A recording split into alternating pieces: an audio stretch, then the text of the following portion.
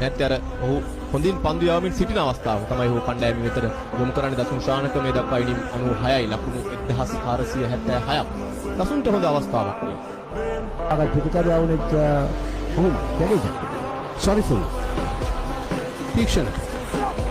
අන්නහරි. නැවතත් පොයින්ට් ඉහළින්නේ පහර එක ලකුණයි තමයි.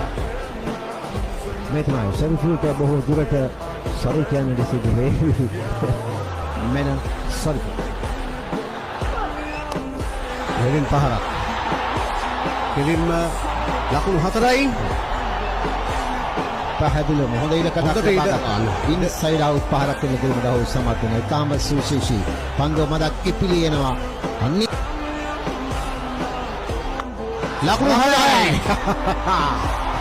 මේ තමයි දසුන් ශානක ඉල්ලා සිටියේ මගේ මිත්‍රයාගෙන් ලකුණු දෙකක් තිබුණා එකකින් නවතිනු එතන සිට පටන් ගන්න කියලා මට අවශ්‍ය වෙන්නේ ලකුණු 35ක 140ක් පමණයි මෙන්න පහර ෂෝට් ෆිච් ඒ කියන්නේ තමාගේ ස්ලොට් එක නම් පන්දුව වැටුණා. හරි බලාපොරොත්තු වෙන්නේ මේ පන්දුවමයි.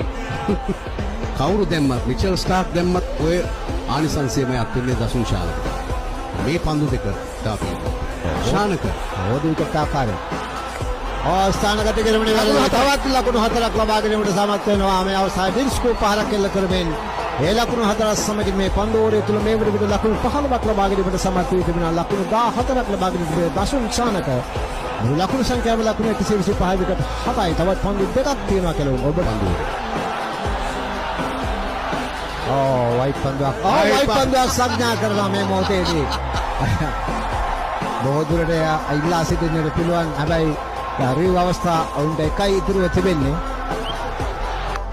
ලකුණු 36 පාරක්. සොරි කියන්න තමයි වෙන්නේ. my god.